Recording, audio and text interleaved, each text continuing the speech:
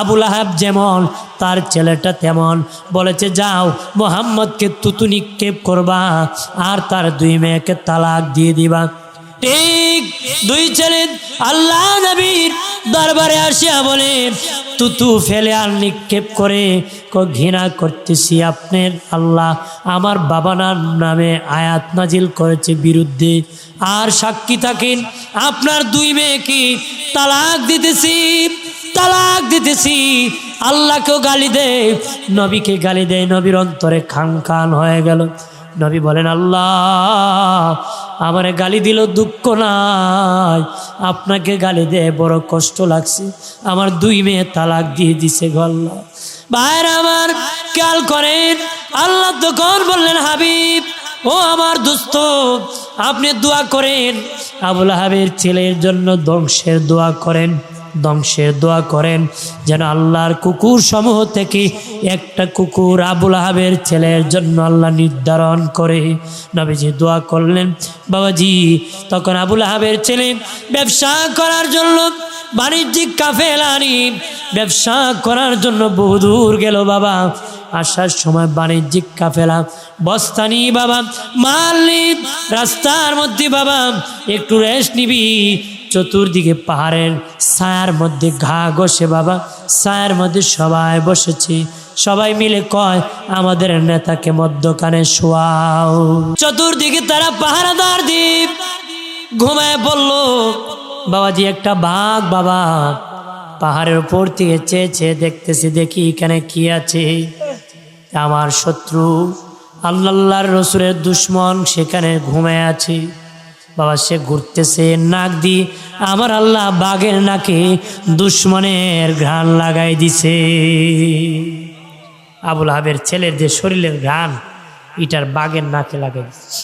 হে নাক দিয়ে তালাশ করে গোয়েন্দার মতো কি করে তালাশ করে করতে ঘুরতে দেখে নেতারি মাঝখানে। এবারে কি সর্দার মাঝখানে, এমনি মনে করে মাথা এক জায়গায়, বুক আর এক জায়গায়, ফিট আর এক জায়গায়, হাত আর এক জায়গায় আলাদা করছে, বাঘ চলে গেছে। আল্লাহ নবী কালেমার দাওয়াত যখন দিতেন মুশরিকরা নবীর বিরোধিতা করত, পাগল বলতো। হজের সময় মানুষ যখন হজ করতে আসে তখন মেইন গেটে গুন্ডা বাহিনী কাফেররা দাঁড়িয়ে থাকতো, কইতো কাবায় যাইও, সাফা মারোয়া যাইও, হজের কাজ কইরো, কিন্তু মোহাম্মদের কাছে যাইও না, মোহাম্মদ পাগল। নাউজুবিল্লাহ কন্যা কি কইতো, মোহাম্মদের কাছে যেও না, মোহাম্মদ পাগল। তো মানুষ কইতো নেতারা লাগছে খেল, হ্যাঁ দি মোহাম্মদ পাগল, এই বাসনটি পয়েন্টটি নেতারা খারিয়ে কয়, তাহলে পাগলও মনে বড় পাগল কি মানুষ যে জানতো না, ওদের মাধ্যমে পরিচিতি লাভ করতো, আর ওই মানুষ নবীর কাছে গিয়ে কালেমা পড়ে মুসলমান হয়ে যেত। সুবহানাল্লাহ কয়। ওরা কইতো পাগলের কাছে যাই না, আমার নবী পাগল নাকি? যারা বলতো তারাই বড় পাগল, তারাই কি। একজন আল্লাহর ওলি বলেন দুনিয়ার সব মানুষ পাগল। আরেকজন বলে হুজুর ভালো তো আছে, উনি বলেন যারা ভালো তারাও পাগল। কেউ নারীর পাগল, কেউ গাড়ির পাগল, কেউ বাড়ির পাগল, কেউ বাবাজি ব্যবসার পাগল, চাকরি করার পাগল, বক্তাগিরির পাগল, খতিবগিরির পাগল, দাওয়াত খাওয়ার পাগল, বাবাজি কেউ জুয়া খেলার পাগল, মদ খাওয়ার পাগল, জাগাল কুবানির পাগল, দখলদারির পাগল, বাবাজি টেন্ডারবাজির পাগল।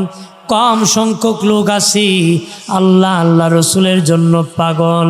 আল্লাহ বলেন দুনিয়ার কোনো পাগলের জায়গা আমার কাছে নাই, একমাত্র আমি আল্লাহর আমার বন্ধুর জন্য যারা পাগল, সব পাগলের জায়গা আমার কাছে আছে। আল্লাহ রসুলের জন্য যত পাগল আছে সব পাগলের দাম কার কাছে আছে? আল্লাহ আছে। আর কোনো পাগলের দাম নাই। কোন পাগলের দাম কি? নবীজি বললেন আল্লাহ আমি দাওয়াত দিই, আমার আপন চাচি আমার বিরুদ্ধে বলে, আপন চাচি আমার বিরুদ্ধে বলে। বাবাজি আবুল আহাব নবীজির চাচা ছিলেন, আবুল আহাবের স্ত্রী নবীর চাচি আম্মা ছিলেন। নবীজির বিরুদ্ধে বদনাম রটাইতো, বদনাম দিত, গীবত করত। কিন্তু মোহাম্মদের কাছে যাইও না, মোহাম্মদের কাছে কি, কারণ এই বিডি আবার পাওয়ার শক্ত বিডি, যে বেটার মেয়ে এই বেটার নেতা, আবু জাহেলের মেয়ে। আবুল হাব বিয়ে করছিল কার মেয়ে? আবু জাহেলের মেয়ে। আর তার স্বামী আবুল হাব এক নেতা, আর বাপুল আরেক নেতা, বিডি ডাবল নেতা। কি নেতা? ডাবল পাওয়ার। কি ডাবল পাওয়ার? আমার বাপুল এখানে শক্তিশালী, আমার জামাইও শক্তিশালী। কে আছে প্রতিবাদ করে নবীর বিরুদ্ধে? কার বিরুদ্ধে? দয়াল নবী সবাই একটা পাহাড়ের কিনারে ডাকলেন, ডাকিয়া বললেন, আমি নবী হয়েছি, আমার আল্লাহ আমাকে হুকুম করেছি তোমাদের কাছে কালেমার দাওয়াত দিয়ে দিতে। তোমরা আমি যদি বলে পাহাড়ের ওই পাশে কি আছে বিশ্বাস করবানি? তারা বলে হ্যাঁ বিশ্বাস করব বাবা, কারণ তুমি আল আমিন, জীবনে মিথ্যা কথা বলো না। একটু চিল্লায় বলে আল্লাহু আকবার। তখনও কয় বিশ্বাস করি তুমি আল আমিন, মিথ্যা কথা। আল আমিন নাম দিছিল কে? মুশরিকরা। এদেশের মুশরিকরা কইছিল আমার নবী বিশ্বাসী, আমার নবী কি আল আমিন, বিশ্বাসী। এরপরে নবীজি কালেমার দাওয়াত যখন দিলেন, তারা রাগ হয়ে গেল বাবা, রাগ হয়ে গেল, নবীকে ধ্বংসের দোয়া করল। আবুল আহাব নবীকে ধ্বংসের দোয়া করল, নবী যেন ধ্বংস হয়ে যায়। বাবাজি নবীর গার্জেন হলেন আল্লাহ, প্রতিবাদ করবেন আল্লাহ। তখনই সূরা লাহাব আল্লাহ নাজিল করে দিলে। সূরা লাহাব কি নাজিল করলেন? যখন করলো ধ্বংস হোক মোহাম্মদ, আল্লাহ কয় তাব্বাত ইয়াদা আবি লাহাবি ওয়া তাব। আল্লাহ কয় ধ্বংস হোক আবুল হাবের দুই হাত, ওয়া তাব্বা হয়ে গেছে। কন্যা সুবহানাল্লাহ। আল্লাহ কয় তাব্বা হয়ে গেছে, ধ্বংস হোক আবুল হাবের দুই হাত, ওয়া তাব্বা হয়ে গেছে। দুই হাতের ব্যাখ্যা কি বাবাজি? এক হাত তার দুনিয়ার, এক হাত তার আখিরাত। এক হাত তার দুনিয়া, আরেক হাত তার আখিরাত। আল্লাহ আবুল আহাবের দুনিয়া ধ্বংস, আখিরাত ধ্বংস। দুনিয়া ধ্বংস, আখিরাত ধ্বংস। আবুল আহাব কয় আমার হাত ধ্বংস লিখিত হইব, আমার মালে বাঁচাইব, আমার সন্তান বাঁচাইব, আমার ছেলে বাঁচাইব, আমার আওলাদ বাঁচাইব, আমার সম্পদ বাঁচাইব। আমরা কই না আমি গরফল লিখি দিব, আমার যে গদা রে, কথা বলেন না, আছে কি না? আমার যে ক্ষমতা আছে, আমি প্যারালাইসিস হয়ে পড়ে যেতে পারি, মরে যেতে পারি, আমার ধরো খায় না, এমন আছে না? আবুল আহাব তখন বলে আমার তো দুই হাত ধ্বংস হয়ে যেতে পারে, কিন্তু আমার সম্পদ আছে, আমার ছেলে আছে। আল্লাহ তখন বললেন ধ্বংস আবুল আহাবের সন্তান, সম্পত্তি, সম্পদ, সন্তান ধ্বংস হোক, সম্পদ সন্তান ধ্বংস হোক, তার সন্তানও ধ্বংস হোক, তার সম্পত্তি ধ্বংস হোক। বাবাজি তার বিবির বিরুদ্ধে আয়াত নাজিল হয়ে গেল, উম্মে জামিল, তার বিরুদ্ধে আয়াত নাজিল হয়ে গেল। বাবাজি সেও বাবা কাঠ কাটতো, লাকড়ি কাটতো, কেটে কেটে নবীর বিরোধিতা করত, এলাকা গিয়ে নবীর বদনাম করত, হেঁটে হেঁটে বদনাম করত। ভাইরা আমার, আয়াত নাজিল হওয়ার পরে বাবাজি ওই আবুল আহাবের বিবি দুই হাতের মধ্যে দুইটা পাথর নিয়ে আল্লাহ নবীর দরবারে আসছে, নবীর মাথার মধ্যে নিক্ষেপ করবে, মাথার মধ্যে নিক্ষেপ করবে, নবীকে আঘাত করবে। দুই হাতে দুইটা পাথর নিয়ে আসছে, কয় মোহাম্মদ নাকি, মোহাম্মদের কোরআনে নাকি আমার বিপক্ষে আয়াত নাজিল হয়েছে, তারে আমি আজকে মেরে ফেলবো। নবীজি প্রকাশ্যে কালেমা দাওয়াত দেওয়ার আগে আবুল আহাবের দুই ছেলের কাছে নবীজি দুইজন মেয়ে বিয়ে দিয়েছিলেন। কে দিয়েছিলেন? দুইজন মেয়ে বিয়ে দিয়েছিলেন প্রকাশ্যে কালেমা দাওয়াত দেওয়ার আগে। নবীজির আবুল আহাবের দুই ছেলের কাছে দুইটা মেয়ে বিয়ে দিয়েছিলেন। দুইটা মেয়ে কি? তখন বাবাদীপ ওই আবুল আহাবের বিবি দুই হাতে দুইটা পাথর নিয়ে, দুইটা ইট নিয়ে, বাবা পাথর নিয়ে আল্লাহ নবী কোরআন তেলাওয়াত করতেছেন, আবু বকর সিদ্দিক পাশে বসে আছে, সিদ্দিক আকবর বসে আছে, আর আবুল আহাবের বিবি উম্মে জামিল দুইটা পাথর হাতে নিয়ে আসে, কয় মুহাম্মদ কই শেষ করে দিব। নবীকে আবু বকর বলে, নবীজি আপনার বিয়ান আপনার চাচি পাথর নিয়ে আপনাকে মারার জন্য খুঁজতেছে, মেরে ফেলবে। নবী বললেন, আবু বকর চিন্তা করিও না, আমি কোরআন তেলাওয়াত করব, আল্লাহ আমাকে রক্ষা করবে। আমি কোরআন তেলাওয়াত করব, আল্লাহ আমাকে কি করবে। ঠিক দয়াল নবী কোরআন তেলাওয়াত শুরু করলেন, আর ওই মুহূর্তে আবুল আহাবের বিবি উম্মে জামিল পাথর হাতে নিয়ে কগে, আবু বকর তোর সাথীটা কই, একটু আগে না দেখলাম তোর পাশে। হযরত আবু বকর কয়, আমি দেখি নবী আমার পাশে বসে তেলাওয়াত করে, কিন্তু নবীর চাচি দেখতে পায় না, আমার পাশে নবী বসে আছে। আমারে কয়, আবু বকর তোর সাথীটা কই গেছে ক। সিদ্দিক আকবর কয়, আমি দেখি, সে দেখে না, এখন যদি কই দেখো পাশে তাহলে তো আঘাত করতে পারে। আমি বলি, তুমি খুঁজে দেখো না আমার নবী কোথায় আছে। মিথ্যা কথা হয়েছে নাকি? তুমি খুঁজে দেখো না, তুমি খুঁজো। নবী আবু বকর সিদ্দিক কয়, আমি দেখি নবী আমার পাশে বসা তেলাওয়াত করতেছে, কিন্তু ওই মহিলা দেখে না।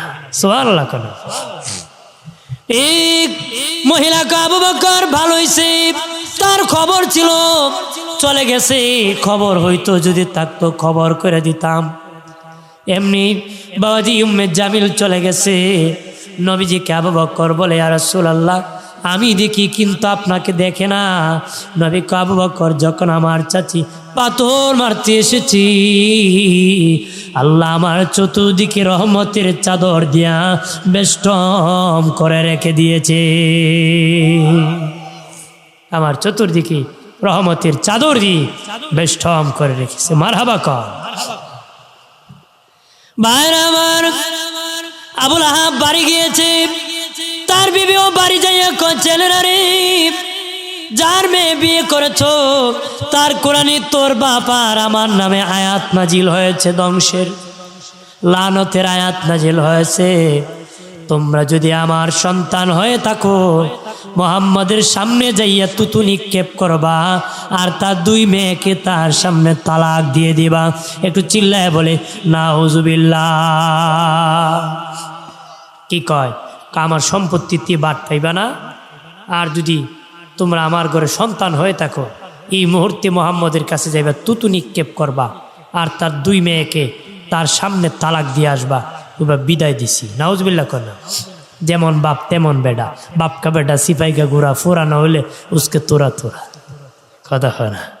ধরে ক বাপ দুশ্মনের রসুল, ফুলাও দুশ্মনের রসুল, আছে কি না? আবুল আহাব যেমন, এর ফুলাটা এমন।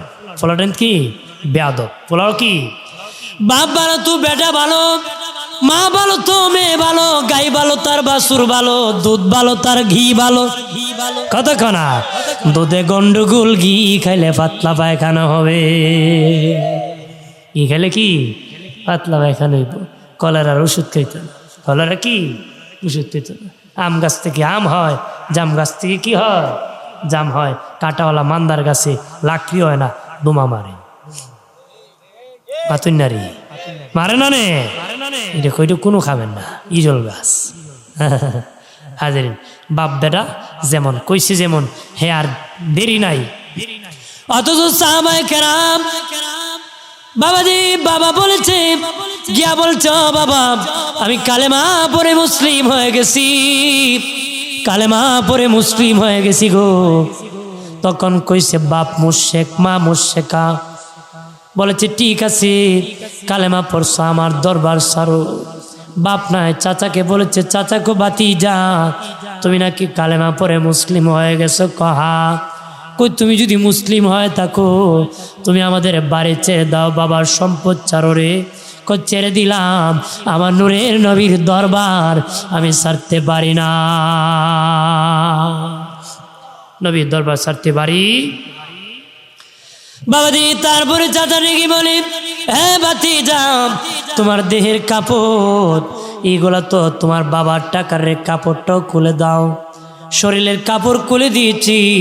পৃথিবীতে সবচেয়ে বেশি দরদি হলো মা। মায়ের কাছে যায়, কয় মা আমার তো কাপড় খুলে আমার চাচা রেখে দিয়েছে। তখন কয় বাবা রে, তুমি তো ধনীর ঘরের সন্তান, তোমার কেন কাপড় খুলে গেল? কয় মা আমি কালেমা পড়েছি। আমার চাচা কয় তো মুহাম্মদের দরবার ছাড়ো, নতুবা আমার দরবার ছাড়ো। মাগো সব ছেড়ে দিতে পারি, আমার নবীর দরবার ছাড়তে পারি না। মা কয় দূর হ। একটা ছোট্ট কাপড় উড়ে ছেলের কাছে দিয়ে কয় দূর হ, যদি কোনোদিন মুহাম্মদের দরবার ছাড়তে পারো মায়ের কাছে আসিও। দিনের নবী হুজরা শরীফের দরজা খুলিয়া দেখেন একটা লোক উকি ঝুঁকি মারে, সোজা হতে পারে না। সোজা হলে কাপড় সরে যায়, নয় লজ্জাস্থান ঢেকে রাখছি। নবী কো বাবা কে? কো আমি আব্দুল্লাহ। নবী কো কোন আব্দুল্লাহ? কো আমি আব্দুল উজ্জা। নবীজি কিছুদিন আগে কালেমা পরে আমি মুসলিম হয়েছিলাম। নবী বলেন তোমার বাবা তো অনেক ধনী রে বাবা, তোমার কেন কাপড় চোপড় নাই? কই ইয়া রাসূলুল্লাহ, মার নবী আমি আমার চাচা আমারে বলে বাতিজা তুমি কালেমা পড়েছো, কালেমা পড়েছো, হয়তো মুহাম্মদের দরবার ছাড়বা না সব কিছু ছেড়ে দিবা? আমি বলেছি না, আমার নবীর দরবার ছাড়বো না, সব ছেড়ে দিতে পারে নবী গো, সব ছেড়ে দিয়েছি, আপনার দরবার আমি ছাড়ি নাই।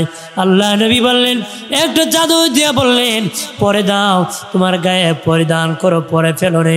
আসহাবে সুফফার মধ্যে নবী বললেন আমার আব্দুল্লাহকে তোমরা জায়গা করে দাও। কিসের মধ্যে? আসহাবে সুফফার। আসহাবে সুফফার মধ্যে হযরত আব্দুল্লাহ তাকেন বাবাজি, আর সেখানে কোরআন তেলাওয়াত করেন, আল্লাহর কালাম তেলাওয়াত করেন, জোরে জোরে জিকির করেন, আল্লাহকে ডাকেন। সাহাবায়ে কেরাম নবীর কাছে আসিয়া বললেন ইয়া রাসূলুল্লাহ, নবী আব্দুল্লাহ এত আওয়াজ করে আমার টাকা খুব কঠিন হয়ে যায়, রাত্রে ঘুমানো বড় কঠিন। আপনার আব্দুল্লাহ জোরে জোরে আওয়াজ করে জিকির করে তেলাওয়াত করে। আমার নবী কয় বাবা আমার আব্দুল্লাহকে বাধা দিও না, আমার আব্দুল্লাহ ঈমান আনতে কিছু আনতে পারে নাই, ঈমান আনতে কিছু আনতে পারে নাই। আমার আব্দুল্লাহকে তোমরা বাধা দিও না রে, আমার আব্দুল্লাহকে ছেড়ে দাও, যত জোরে পারো তাকে তেলাওয়াত করতে দাও। তাবুকের যুদ্ধের ঘন্টা বেজে গেল। হযরত আব্দুল্লাহ আসিয়া বলেন ইয়া রাসূলুল্লাহ, নবীজি মায়ার নবী আমি তাবুকের যুদ্ধে যাব, আমার তো কেউ নাই, বাড়ি নাই, ঘর নাই, বাবা নাই, মা তাকিয়া নাই, সম্পদ তাকিয়া আমি সর্বহারা হয়ে আল্লাহ নবী সবচেয়ে দামি সম্পত্তি মান গ্রহণ করেছি, আপনার দরবারে আগমন করেছি। নবীজি আমি আব্দুল্লাহ চাই জিহাদের মাঠে আমি শহীদ হয়ে যাব, জিহাদের মাঠে শহীদ হয়ে যাব, আপনি আমার জন্য দোয়া করেন।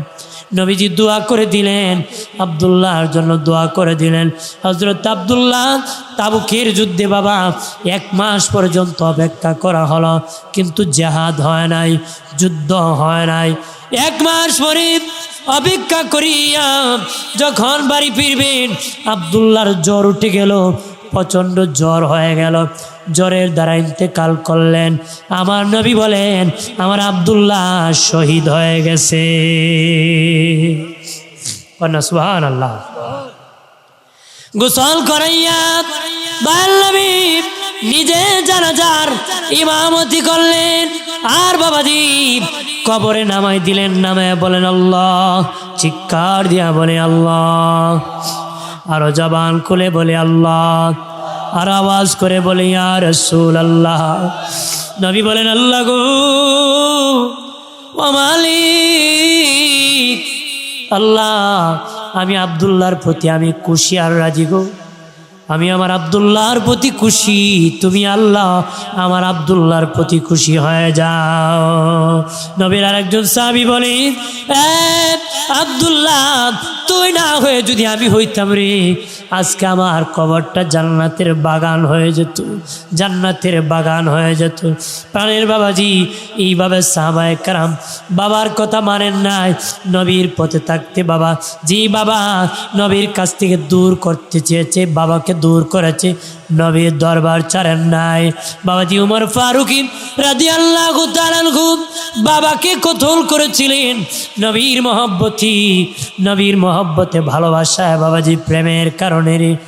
আর আবু লাহাব যেমন তার ছেলেটা তেমন, বলেছে যাও মুহাম্মদকে তুতু নিক্ষেপ করবা আর তার দুই মেয়েকে তালাক দিয়ে দিবা।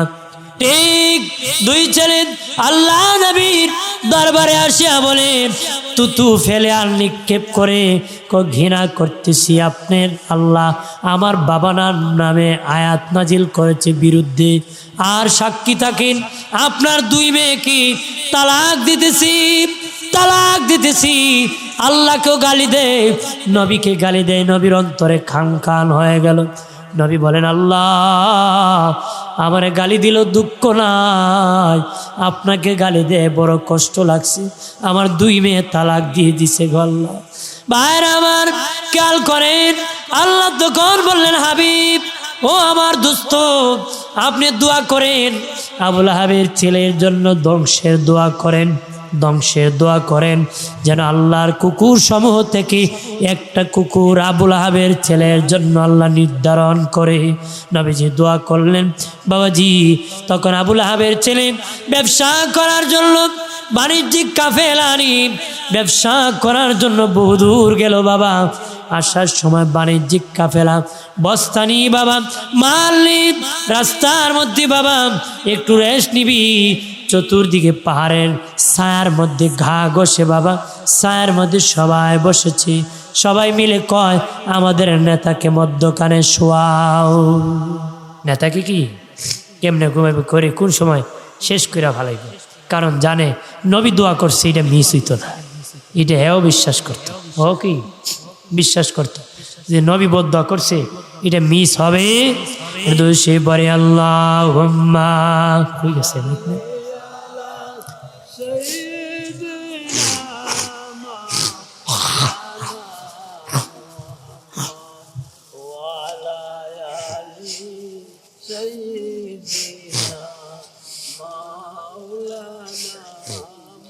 কাছে তাকি দূরে তাকি উম্মত কিন্তু আপনার,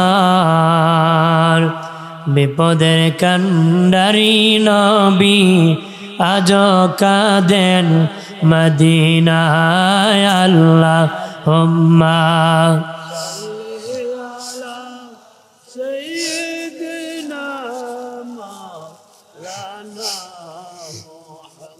ওয়া আলা আলি।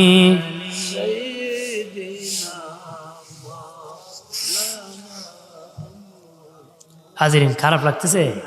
হ্যাঁ বল, অনেকে ভাবছে ঘুমাই গেছি গা, কম্বল তুই আইকে, কম্বল তুই আইকে মা বোনরে কই একটু ফাটান না, জামাই অলস হয়ে গেছি, লেপটা টান দেন বলে বাইরেও বাইরে কথা পারবেন না, পারবেন তো আপনারা পারবেন, বলেন বলে একটু যান না, মজে গিয়ে বসে আছেন বেহেশতের বাগানে, সব হইব, সব হইব না কোন হইব, সব হইব। যারা আছেন মা বোন যারা আছেন আপনাদের সন্তান কি পাঠান, স্বামী কি পাঠান না, এটা শেষ মোনাজাত হতে পারে, হতে পারে কিনা, জীবনের শেষ মোনাজাত হতে পারে কিনা, শেষ মোনাজাত হতে পারে। একটু আরো মহব্বতে বলি আল্লাহুম্মা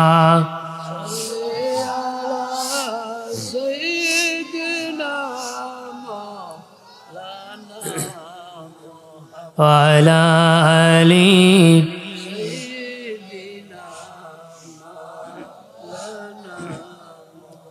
আমার বানের বাবাজি চতুর্দিকে তারা পাহারাদার দ্বীপ ঘুমায় পড়ল। বাবাজি একটা বাঘ বাবা পাহাড়ের উপর থেকে চেয়ে চেয়ে দেখতেছি, দেখি এখানে কি আছে। আমার শত্রু আল্লাহর রসুলের দুশ্মন সেখানে ঘুমায় আছে বাবা, সে ঘুরতেছে নাক দিয়ে, আমার আল্লাহ বাঘের নাকে দুশ্মনের ঘ্রাণ লাগাই দিছে। আবু লাহাবের ছেলের যে শরীরের ঘ্রাণ এটার বাঘের নাকে লাগাই দিছে, হে নাক দিয়ে তালাশ করে গোয়েন্দার মতো। কি করে তালাশ করে করতে করতে ঘুরতে ঘুরতে দেখে নেতারি মাঝখানে, এবারে কি সর্দার মাঝখানে। এমনি মনে করেন মাথা এক জায়গায়, বুক আর এক জায়গায়, ফিট আর এক জায়গায়, হাত আর এক জায়গায় আলাদা করছে। বাঘ চলে গেছে, ঘুম ছুটে করে সর্বনাশ, ই কাম কে কর চতুর্দিকে আমরা ঘুমো, মধ্যখানের 12টা বাজে দিচ্ছে। লানত কার? আল্লাহ গজব নাজিল করছে। কা করছে? আল্লাহর ধরা বড় শক্ত ধরা, আমার আল্লাহর ধরা বড় শক্ত ধরা। বাবাজি নমরুদকে আল্লাহ ধরেছিলেন। কেমন ধরেছিলেন বাবা? শক্ত করে ধরেছিলেন। খোদা দাবি করেছিল, নিজেরে খোদা মনে করেছিল। আমি কি এমনি খোদা নাকি চকলেট দিবা আর খোদা মান্না নিব? আমারে তোমরা সেজদা করতে হবে। আমার কি করতে হইব? সেজদা করতে হইব। আমরা দেশে কয় না, আপনি সাপ মানুষ কইলে চা খাওয়ায়, আপনি তালই খুব প্রশংসা করলে চা খাওয়ায়। নমরুদে কয় আমার এইরম মনে করো না, তোমরা আমার খুদা খুদা খুঁজবে আর আমি খুশি হইমু না? না, আমার সেজদা করতে হইব। কি করতে হইব? সেজদা করতে হইব। ঠিক দলে দলে মানুষ সেজদা করে গো, দলে দলে লোকেরা সেজদা করে, কিন্তু ইব্রাহিম নবী জীবনে কোনোদিন সেজদা করেন নাই। লুবে বাবা দিয়ে নিতে পারে নাই, সেজদা করেন নাই। ইব্রাহিম খলিলুল্লাহ কোনোদিন সেজদা করেন নাই, সেজদা করেন নাই। একদিন সকলেই সেজদা করেছে, কই ইব্রাহিম তো সেজদা করে নাই। কই ইব্রাহিমকে? আপনার ডাইরেক্টর আজর ঠাকুরের ছেলে ইব্রাহিম সেজদা করে নাই। তারা বলে ঠিক আছে ডাইরেক্টর, তুমি তোমার ছেলেকে ধরে আনো, বাহিনী দিয়ে ধরে আনো, সে কেন আমার সেজদা করে নাই? কেন সেজদা করে নাই? দর তো আনতো গেছে। তো ইব্রাহিম নবীরে জিগায়, ইব্রাহিমরে দেখছেন? কারে জিগায়? ইব্রাহিম নবীরে জিগায়। আব্বার কাছ থেকে বুদ্ধি পাইছি আমরা। কি পাইছি? বুদ্ধি। আমাদের জাতির পিতা ইব্রাহিম আলাইহিস সালাম জিগায়, এই ইব্রাহিম কই? এখন যদি আমি ইব্রাহিম ধরে নিব, ধরে কি? যদি আমি না ইব্রাহিম, গুণ হইব। কথা না, মিথ্যা কথা হইলে গুণ হইব না? নবীরা মিথ্যা কথা বলবে? বলবেন না, কোনো দিনই বলবেন না। তো উনি কী কয়? বুদ্ধি কেমন দেখেন। যে জায়গায় দাঁড়ায় আসছিল 3-4 কদম সামনে গেছে, গিয়া কয় ইব্রাহিম রে কুজেন? কই একটু আগে ওইখানে আসি, একটু আগে কি এখানে আসি। ওরা আসিল নি, দেখি ফাইলে দৌড়মু। তাহলে কি আরেকবার বাড়ির থেকে ধৈর্য নিয়ে গেছে, নমরুদের সামনে কথা কইতেছে। কই ইব্রাহিম সবাই আমার কুদা মানে, তুমি মিলে মানো না। ইবে কইতেছে, কে কয় আমি কুদা মানি না? তোমার সবাই কয় তুমি নাকি আমার কুদা মান না। সবাই যখন কয় আমি কি ফালাই দিতে পারি নাকি? সুবহানাল্লাহ কয় না? সবাই কয় আমি মানি না, ওইটি সত্য। কেন মানো না? না, আমার খোদা যিনি আমার হায়াত মৌতের মালিক। কন্যা সুবহানাল্লাহ। তে ইব্রাহিম নবী নমরুদের জিগায়, আপনি মরতেন না? কি জিগায়? ইব্রাহিম তুই বেশেবা প্রশ্ন করিস। কি প্রশ্ন? বেশেবা। তোমরা সররে ইব্রাহিমের সাথে আমার মাত আছে। এখন যদি মরি জিম গা, বিপদ না? খুদা মরি গেলে উপায় আছে? লুকাই গেছে, আমি মরি জিম গা। তুমি মরি গেলে আমি যদি 3 দিন পরে আমার খুদার কাছে কোনো কাজে এসে দিকে আমার খুদা মরে গেছে গা, আমার তো খুদা পাইম কই? হ্যাঁ, প্রয়োজন মিটবো কেমনি করে? ইব্রাহিম তুই মানতে না? কেন আমি মানবো না, আমি মানবো না। তখন ইব্রাহিম নবী চলে গেলেন। ইব্রাহিম নবী কি চলে গেলেন, চুক্তি করলো। কি করলো? ইব্রাহিম বাড়াবাড়ি করে লাভ নাই। কি করো? তুমি তোমার মসজিদে তোমার যে জায়গাতে দিনের প্রচার করো সেখানে করো, আমি আমার জায়গা থেকে দিনের প্রচার করি। ইব্রাহিম নবী দাওয়াত দে, ও দাওয়াত দে। দেখা যায় দিন দিন বাড়তেছে নমরুদের গোষ্ঠী। ইব্রাহিম নবী কয় না, এইভাবে চলবে না, প্রতিহত করতে হবে। কি করতে হবে? প্রতিহত। ঠিক বাবাজি ইব্রাহিম নবী প্রতিহত করবেন। নমরুদ ডেকে বলে, আজর ঠাকুর ব্রাহ্মণ। ইব্রাহিম নবীর লালন পালনকারী পিতার নাম আজর ঠাকুর, ডাইরেক্টর। ব্রাহ্মণ মূর্তি বানাতো, বাজারে বাজারে মূর্তি বিক্রি করত। আজর নামক বাবাজি, এই জন্য আজর ঠাকুর বলা হতো। বাবাজি খেয়াল করেন ভালো করে। তখন আজর ঠাকুরকে ডেকে বলি, তোর ইব্রাহিমকে অগ্নিকুণ্ডের মধ্যে ফেলে দিব, অগ্নিকুণ্ডের মধ্যে ফেলে দিব। কয়েক মাইল এরিয়া নিয়ে অগ্নিকুণ্ড হাজার হাজার মন লাকড়ি দিয়ে বানাইছে। আর বাবা ইব্রাহিম নবীকে ধরিয়া হাজির করেছে। বাবাজি চরক গাছ দিয়েছি, বাবাজি চরক গাছের মধ্যে ইব্রাহিম নবীকে বসাইছে, আগুনে ফেলে দিবে।